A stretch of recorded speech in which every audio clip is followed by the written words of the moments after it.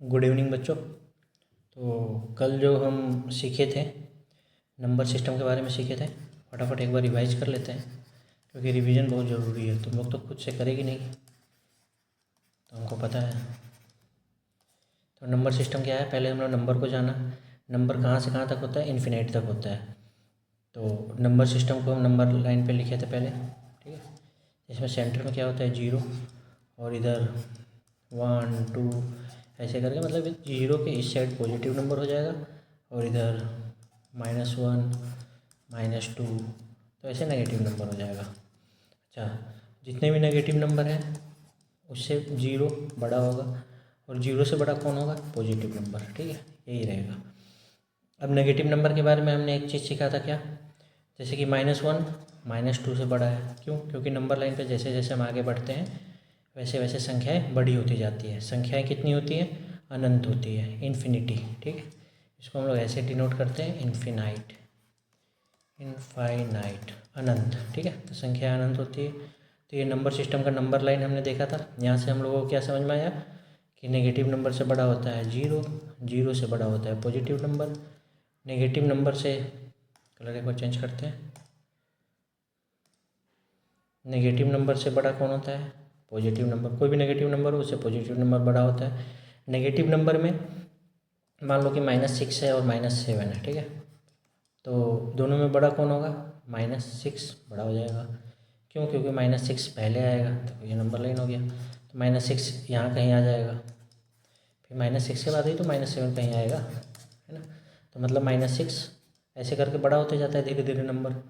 तो -6 -7 से बड़ा हो गया, -2 -6 -7 सबसे बड़ा है, -1 इन सबसे बड़ा है। यहाँ तक सीखने के बाद हमने सीखा था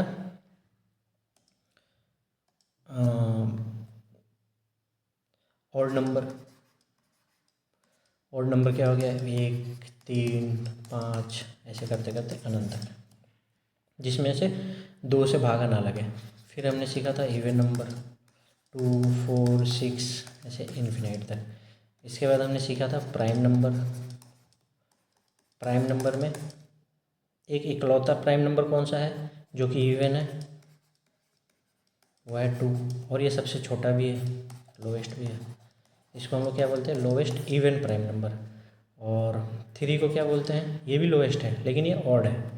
अगर पूछेगा ऑड प्राइम नंबर लोवेस्ट तो 3 हो जाएगा, ठीक है। और सिर्फ अगर कुछ नहीं पूछे, बोले कि सबसे लोवेस्ट प्राइम नंबर कौन सा है, तो फिर क्या आ जाएगा, 2। अगर ऑड या इवन लगा दिया तो फिर दिमाग लगा के लिख देना, इवन में 2 हो जाएगा, ऑड में 3 हो जाएगा। तो ऐसे करके 1 से लेकर 100 तक का प्राइम नंबर लिखने के लिए बोले थे। पता नहीं लिखी कि नहीं लिखी, लिख ली होगी तो व्हाट्सअप कर देना।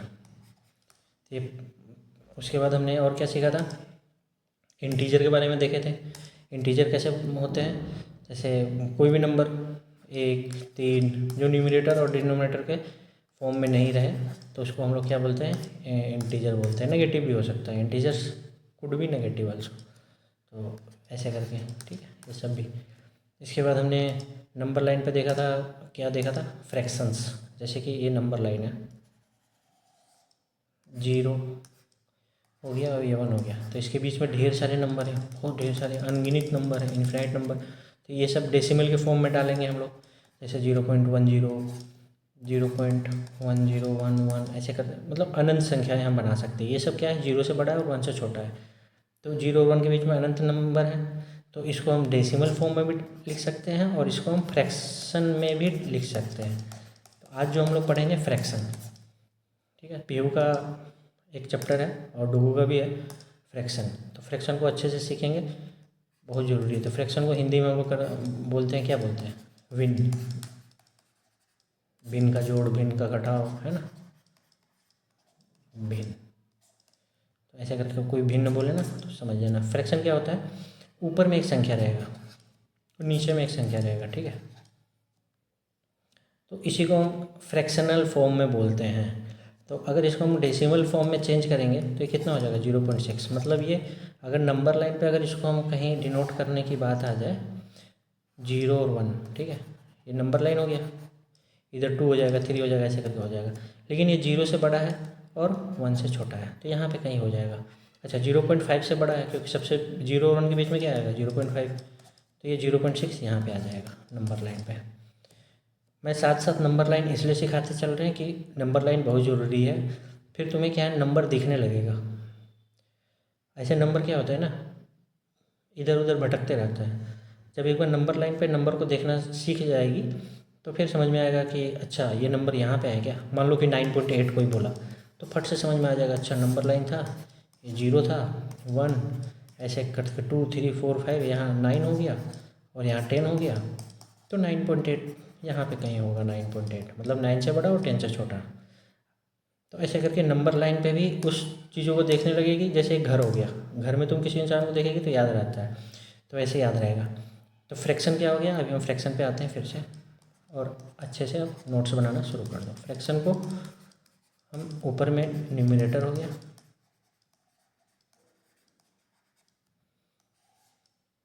नीचे हो गया डिनोमिनेटर।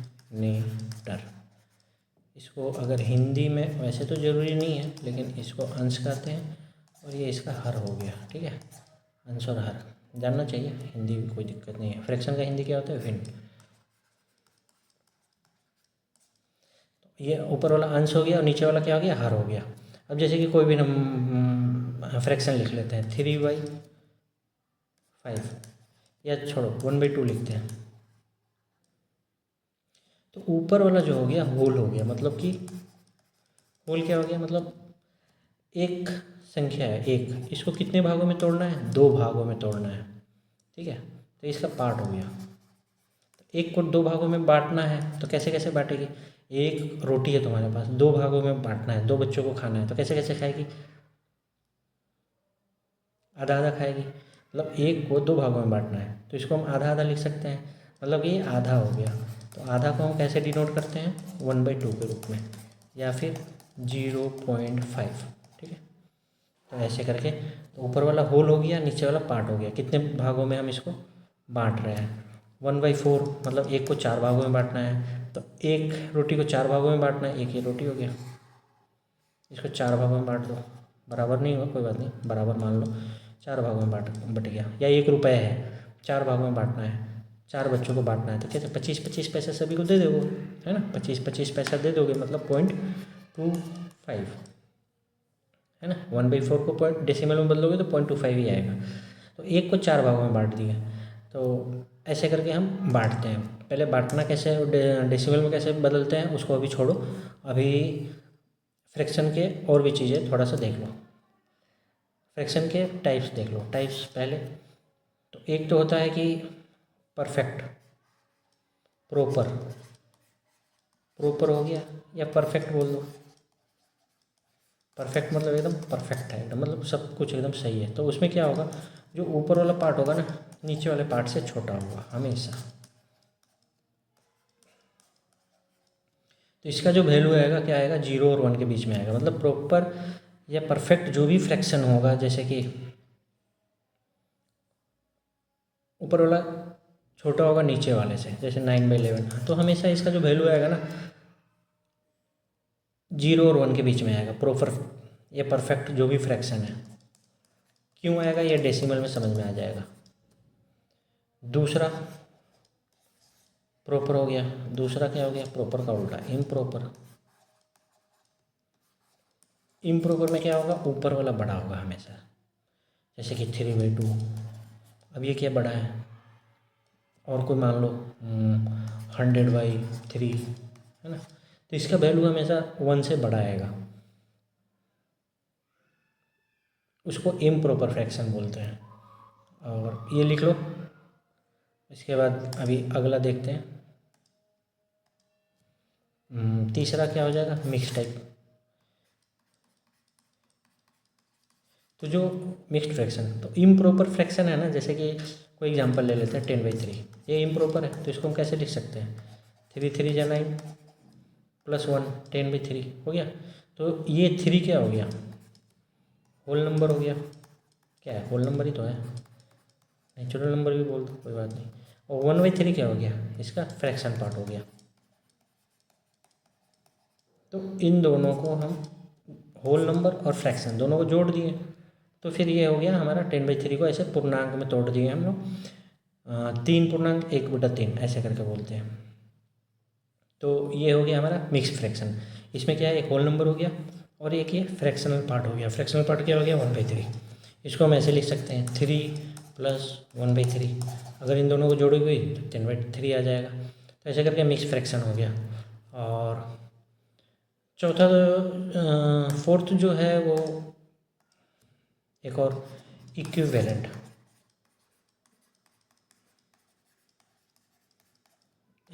फ्रैक्शन। ठीक है, इक्विवेलेंट फ्रैक्शन मान लो कि 3/5 दे रखा है। ठीक है, अब मान लो कि तुम ऊपर में भी 4 से मल्टीप्लाई कर दो और नीचे भी 4 से ही मल्टीप्लाई, सेम नंबर से ऊपर नीचे मल्टीप्लाई कर दो तो कितना हो गया, 12/20। तो ये और ये क्या सेम ही है ना, क्योंकि ऊपर नीचे हम सेम से मल्टीप्लाई किया। अगर इसको हम काटते हैं 4 के मल्टी टेबल में आएगा तो 4 × 3 = 12, 4 × 5 = 20, अगेन 3/5 आ गया। तो ऊपर और नीचे जरूरी नहीं है 4 से मल्टीप्लाई, किसी चीज़ से मल्टीप्लाई कर दो। जैसे 3/5 ऊपर नीचे 2 से मल्टीप्लाई कर दिए तो ऊपर 6 हो गया, 10 हो गया। फिर मान लो कि 4 से मल्टीप्लाई कर दिए तो 6 × 4 = 24/40। अगर इसको हम सिंप्लीफाई करते हैं, काट पीट करते हैं तो 3/5 ही आ जाएगा। मतलब एक ही फ्रैक्शन को बढ़ा चढ़ा करके लिखना, ऊपर नीचे मल्टीप्लाई कर दो तो इक्विवेलेंट फ्रैक्शन हो गया। तो कितने प्रकार के फ्रैक्शन हो गए हमारे, प्रॉपर, इम्प्रॉपर, एक तो प्रॉपर हो गया, एक इम्प्रॉपर हो गया, एक मिक्स हो गया और एक इक्विवेलेंट फ्रैक्शन हो गया। प्रॉपर का वैल्यू हमेशा 0 और 1 के बीच में रहेगा। इम्प्रॉपर का वैल्यू कुछ भी हो सकता है। मिक्स में क्या होगा, एक होल नंबर होगा और एक फ्रैक्शन होगा। इक्विवेलेंट फ्रैक्शन में ऊपर नीचे सेम नंबर से मल्टीप्लाई कर दो तो उसके इक्विवेलेंट आते रहेंगे। किसी चीज़ से मल्टीप्लाई, 2 से, 3 से, 4 से, 5 से, किसी से मल्टीप्लाई करो वो फ्रैक्शन का वैल्यू चेंज नहीं होगा, उतना ही रहेगा। उसको लिखने का तरीका बदल जाएगा। जैसे 3/2 है तो ऊपर नीचे हम 10 से मल्टीप्लाई कर दिए, 30/20, क्या फ़र्क पड़ा, कुछ नहीं। अगेन 0 0 कट जाएगा तो 3/2 ही आएगा। तो ऐसे करके ये फ्रैक्शन के टाइप्स हो गए। अब क्या है, अब फ्रैक्शन को यहाँ पे थोड़ा सा रेस्ट करने के लिए बोलते हैं। फ्रैक्शन तुम अब रेस्ट करो। क्यों, क्योंकि अब क्या है कि हम इंटीजर का प्लस और माइनस जानते हैं, मल्टीप्लिकेशन भी जानते हैं। जैसे 13 + 63 बोल दिया जाए तो फट से जोड़ लेगी, कितना हो जाएगा, 76 हो जाएगा। 13 × 20 बोल दिया जाए 260 आ जाएगा। 18 - 4 कर दिया जाए तो 14 आ जाएगा। फिर और ऐसे डिवीजन एक ले लेते हैं, 25/5 कर दिया जाए तो 5 आ जाएगा। ये सब क्या है, इंटीजर वैल्यू आ रहे हैं। ठीक है, इंटीजर इंटीजर इंटीजर, ये सब इंटीजर है। तो इनका जोड़ घटाव गुना भाग तो हमें आता है, लेकिन फ्रैक्शन का भी तो जोड़ घटाव गुना भाग हम कर सकते हैं। तो फ्रैक्शन का जोड़ घटाव गुना भाग करने के लिए हमें एक चीज़ सीखना पड़ेगा, उसका नाम है LCM, लोवेस्ट कॉमन मल्टीपल। तो आज ही हम लोग लोवेस्ट कॉमन मल्टीपल भी सीख लेते हैं। टाइम ज़्यादा नहीं है, 15 दिन में पूरा मैथ ख़त्म करना है। इसलिए LCM के लिए एक नया पेज बना लो और LCM कैसे निकालते हैं अच्छे से सुनो, सीखो। कुछ दिन बाद ऑटोमेटिक अपने आप निकल जाएगा, ज़्यादा पेन पेपर का ज़रूरत नहीं पड़ेगा। लोवेस्ट कॉमन मल्टीपल, इतना ठीक है। इसका पूरा नाम तो सभी को पता ही है। अब मल्टीपल निकालने के लिए हमें क्या है कि कोई भी नंबर दिया हुआ है, पहले उसका हमें फैक्टर निकालना पड़ेगा। क्या निकालना पड़ेगा, फैक्टर्स। फैक्टर्स मतलब उसके मल्टीपल्स। ठीक है,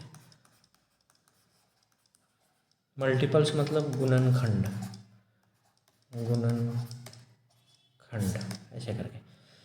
तो गुणनखंड निकालने के लिए मान लो कि हम बहुत छोटा सा एक 6 लिख देते हैं तो इसको फट से तुम लोग बता दोगे। 2 और 3 होता है, कितना ईजी आ गया, मज़ा आ गया। 10 बोल देंगे तो 2 और 5। लेकिन अगर 63 बोल दिया जाए तो फिर थोड़ा सोचेगी, फिर भी चलो 3 × 21 कर देगी, फिर 21 को 3 × 3 × 7 कर देगी। तो ऐसे करके इसका मतलब इसके छोटे से छोटे किस रूप में तोड़ना है, प्राइम नंबर में। तो अभी LCM को थोड़ा सा रेस्ट देते हैं। अभी हम किसको रेस्ट दिए थे, फ्रैक्शन को। क्यों, क्योंकि हमें LCM नहीं आता था। LCM को रेस्ट दे दिए, क्यों, क्योंकि हमें फ्रैक्शन निकालने नहीं आता। तो अब हम फ्रैक्शन निकालना सीखेंगे सबसे पहले। तो फ्रैक्शन निकालने के लिए देखो, हमें नंबर का पता चलना चाहिए कि कौन सा नंबर किससे डिवाइड होता है, किससे डिवाइड नहीं होता है। तो नंबर अगर कोई भी नंबर दिया हुआ, मान लो 38 दिया हुआ, क्या 2 से डिवाइड होगा? हाँ जी बिल्कुल हो जाएगा। क्यों डिवाइड होगा? अब इस चीज़ को लिखते चलो। 2 से डिवाइड का नियम, 2 से तभी डिवाइड होगा जब उस संख्या का लास्ट डिजिट 0, 2, 4, 6, 8 होगा। कितना बड़ा भी नंबर हो, अगर उसके लास्ट में 0, 2, 4, 6, 8 होगा तो उसमें 2 से भागा 100% लग जाएगा। जैसे कि मान लो 524, एक नंबर ले लिया, इसमें 2 से डिवाइड करेंगे, करो डिवाइड, इंटीजर वैल्यू आएगा। ठीक है, तो 2 से डिवाइड का क्या नियम है? लास्ट में 0, 2, 4, 6, 8 आएगा, तो लास्ट में क्या है? 4 आएगा। 366, लास्ट में 6 आ गया, होगा। 368 होगा। 400, लास्ट में 0 आ गया, होगा। 2 से डिवाइड। ऐसे करके कोई भी संख्या हो जिसके लास्ट में 0, 2, 4, 6, 8 आएगा, उसमें 2 से भागा 100% लग जाएगा। अभी 3 से डिवाइड का नियम देख लेते हैं। ये सब लिखते चलना है कैसे हो रहा है। 3 से नियम, 3 से डिविजिबिलिटी का क्या नियम होगा? कोई भी संख्या दो, मान लो 4 दिया हुआ है, तो हम इसके सबको जोड़ देंगे। 4 6 + 4 कितना आ गया? 6 4 10 4 14। फिर एक बार और जोड़ देते हैं, समझ में आ गया ना? 6 4 10 4 14 हो गया। फिर इसको एक बार और जोड़ देते हैं, 1 + 4 कितना आ गया? 5 आ गया ना? क्या 5 में 3 से भागा लगता है? नहीं लगता है। 5 में 3 से भाग नहीं लगता है ना, तो 464 में भी हम 3 से भाग देंगे तो भाग नहीं लगेगा। लेकिन क्या 2 से लगेगा? हाँ 2 से लगेगा, क्योंकि लास्ट में 4 है। तो 3 से भागा का नियम क्या है? उसके डिजिट का sum of digit should be divisible by 3। ठीक है, अब इसका एक और बढ़िया सा खूबसूरत सा एग्जांपल देख लेते हैं। मान लो कि 4 6 8 2 9 दे दिया, क्या इसमें 3 से डिवाइड होगा? जोड़ो, 6 4 10 8 18 2 20 9 29, 29 हो गया। फिर 29 को और जोड़ो, 2 + 9 कितना हो गया? 11। फिर और जोड़ो, 1 1 कितना हो गया? 2। 2 में 3 से भाग लगेगा? नहीं लगेगा। तो नहीं लगेगा, तो इसमें भी 3 से भाग नहीं लगेगा। अब मान लो कि 4 6 8 भाग दे के देख लेना, और लास्ट में एक और 1 लगा दिया। ठीक है, अब लगेगा? हाँ अब बिल्कुल लगेगा। पूछो कैसे? देखो, 6 4 10 8 18 2 20 9 29 और एक कितना आ गया? 30। 30 आ गया ना?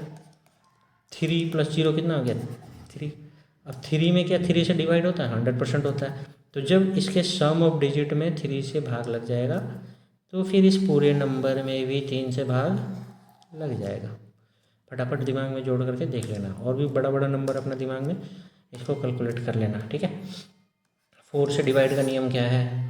बहुत ईजी है। 4 6 4 8 दिया हुआ है, लास्ट का 2 डिजिट ही देखना है। 48 में क्या 4 से भागा लगता है? फट से देख लो, 12 चौक 48 होता है। हाँ होता है, मतलब कि इस पूरे संख्या में 4 से भागा लगेगा। तो 4 का डिवाइड का नियम क्या है? Last 2 digit should be divisible by 4। कितना भी नंबर बड़ा लिख लो, 4 8 2 9 6 2 4। ठीक है, अब इसमें 4 से भाग लगेगा, सिर्फ 24 चेक करना है। 24 में लगता है 4 से भागा, इसलिए लगेगा। तो ईजी है। अच्छा, इसमें 2 से भी भाग लगेगा, इसमें 4 से भी भाग लगेगा। अब 3 से चेक कर लो। सभी नंबर को क्या करना है? जोड़ना। 8 4 12 2 14, 14 9 23, 6 29, 2 31, 4 35। 35 में 3 से भाग लगता है? नहीं लगता है, मतलब इस संख्या में 3 से भाग नहीं लगेगा। इस संख्या में किसमें भाग लगेगा? 2 से और 4 से। तो 2 3 4 का हो गया, 5 का देख लेते हैं। 5 का डिविजिबिलिटी नियम, कोई भी संख्या के लास्ट में 0 या 5 हो तो उस संख्या में 5 से भाग लगेगा। जैसे 16 165 लगेगा, 160 लगेगा। ठीक है, 3 6 5 लगेगा। इसी में और जोड़ दो, 4 1 8, क्या इसमें लगेगा? हाँ लगेगा, क्योंकि लास्ट में 0 है। 5 का डिविजिबिलिटी नियम हो गया, समझ में आ रहा है कि नहीं आ रहा। अब 6 का देख लो, कोई भी संख्या में अगर 2 से और 3 से अगर दोनों से भाग लग जाए तो उस संख्या में 6 से भाग लगेगा ही लगेगा। 6 का वैसे ज़रूरत नहीं है, क्योंकि पहले तुम उसमें 2 से काट दो फिर 3 से काट दो। 7 का कोई वैसे नियम नहीं है, समझ में नहीं आएगा, तो 7 का हम लोग वैसे दिमाग से कर लेंगे। 8 का क्या है, कोई भी नंबर दिया 3, 6, 4, 8, 2, 9, 1, लास्ट का 3 डिजिट में 8 से भाग लगना चाहिए। 8 से तो वैसे ही नहीं लगेगा भाग, क्यों, क्योंकि लास्ट में इवन नंबर होना चाहिए, तो ऐसे देख के समझ में आ जाएगा। लास्ट में इवन नंबर नहीं है तो मतलब बिल्कुल भाग नहीं लगेगा, क्योंकि 8 का जो भी टेबल होगा लास्ट डिजिट क्या होता है, हमेशा इवन होता है। तो इतना तो दिमाग अपना लगाते रहो, लास्ट डिजिट हमेशा क्या रहेगा, इवन रहेगा। मान लो कि 824 लास्ट, ये 8 का टेबल में आता है ये, ठीक है, 8 का टेबल में आता है, तो लास्ट डिजिट हमेशा इवन रहेगा। इसका लास्ट डिजिट इवन है ही नहीं, ऑड है, तो मतलब 8 से डिवाइड नहीं होगा।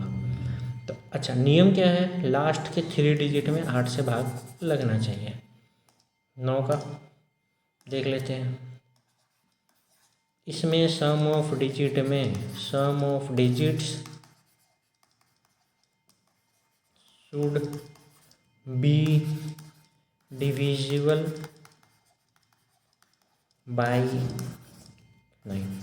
अब जैसे एक नंबर है 3, 6, 9, 1, 8, 2, 7, क्या 9 से भागा लगेगा, जोड़ना शुरू करो। 6, 3, 9, 9, 9, 18, 1, 19, 8, 27, 2, 29, 7, 36। सम ऑफ डिजिट कितना है, 36। 36 में 9 से भागा लगता है, हाँ भाई लगता है। इसमें भाग देख लेना, आराम से लग जाएगा भाग, है ना। तो ऐसे करके, अच्छा 10 से क्या है, लास्ट में 0 रहेगा तो 10 से डिवाइड होगा, है ना, ये तो पता ही होगा। तो 1 से लेकर 10 तक थोड़ा थोड़ा आइडिया तो लग गया होगा कि किस में कैसे भाग लगेगा। अभी जैसे कुछ होमवर्क कर लेना, जैसे 3, 6, 4, 2, 0, इसमें किससे किससे भाग लगेगा वो देख लो। क्या 2 से लगेगा, क्या 3 से लगेगा, क्या 4 से लगेगा, क्या 5 से लगेगा, 6 छोड़ दो, 7 छोड़ दो, 8 देख लो, 8 से लगेगा, और 9 भी देख लेना, और 10 भी देख लेना, क्या इनमें से किस संख्या से भाग लगेगा। हम एक बार बता दें, लास्ट में 0 है, 2 से लगेगा। लास्ट सभी संख्याओं का जोड़ 6, 3, 9, 4, 13, 2, 15, 15 में 3 से लगता है भाग, 3 से भी डिवाइड होगा। 4 से लगता है लास्ट का 2 डिजिट 20 है, बिल्कुल लगेगा, 4 से भी लगेगा। 5 से क्या लगेगा, हाँ भाई लगेगा, पूछो क्यों, लास्ट में 0 है। 5 का नियम क्या था, लास्ट में 0 या 5 होना चाहिए, 5 से भी लगेगा। 8 से लगेगा, लास्ट का 3 डिजिट से भाग दे, 8 × 5 = 40, हाथ में रहा 2, 20, 20 में 8 से नहीं भाग लगता है, मतलब 8 से भाग नहीं लगेगा। 9 से देख लो, 9 से भाग लगेगा, जोड़ लो सभी को, 6, 3, 9, 4, 13, 2, 15, 15 में 9 से भाग लगता है, नहीं लगता है, तो 9 से नहीं लगेगा। 10 से लगेगा, लास्ट में 0 है, हाँ है, तो 10 से लगेगा। बहुत ईजी है, इतना पता होना चाहिए, तभी तो बड़ा बड़ा नंबर कोई दिया रहेगा। एलसीएम जैसे 6, 46, 7, 81, दोनों का एलसीएम निकालो, पता ही नहीं है किससे कट रहा है, दोनों गुना भाग किए जा रहे हैं, तो फिर सही नहीं है। तो इस चीज़ का प्रैक्टिस करो कि कौन संख्या में किससे भागा लगता है कि नहीं लगता है। अब जैसे मैं रैंडम कुछ नंबर लिखता हूँ, व्हाट्सअप कर देना मुझे आंसर में, इसमें किस में भागा लगेगा।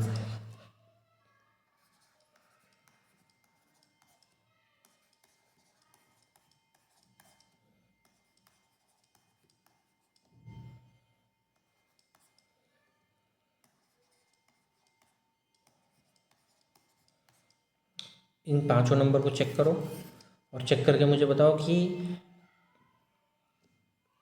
किस में 2, 3, 4, 5, 6, 7 छोड़ देना, 8, 9, 10 किस में किससे भाग लग सकता है, देख करके बताना। नहीं समझ में आएगा तो हम फिर बताएंगे, लेकिन कोशिश करो, जो हम नियम बताए हैं वो सारा नियम को आराम से देख करके लिखो। और ये मुझे अभी आज सुबह 9 बजे तक स्कूल भी होगा ना, स्कूल का भी थोड़ा बहुत टास्क होगा। अच्छा ठीक है, कोई बात नहीं, तो थोड़ा सा टाइम ले करके, और नोट्स भी जो बना रही है वो भेजो, बहुत ज़रूरी है, बहुत इंपॉर्टेंट है, बहुत मेहनत से चीज़ें सिखाई जा रही है, एक लय में सिखाया जा रहा है। अच्छे से देखो, पढ़ो, नोट्स बनाओ और सीखो। ऐसे सीखते रहेंगे। कल हम एलसीएम पर उतर आएंगे, परसों फिर फ्रैक्शन का जोड़ घटाव गुणा भाग शुरू कर देंगे। तो फ्रैक्शन खत्म हो जाएगा, इंटीजर भी खत्म हो ही गया है। फिर एचसीएफ थोड़ा बहुत देख के फिर आगे हम लोग बड़े बड़े मैथ बनाना शुरू कर देंगे। ज़्यादा मैथ को भास्ट नहीं, हम लोग क्या इधर उधर से पढ़ते रहते हैं, कभी कुछ समझ भी नहीं आता पढ़ क्या रहे हैं। एक सीक्वेंस में पढ़ाया जा रहा है, अच्छे से पढ़ो। चलो होमवर्क बना के व्हाट्सएप कर देना।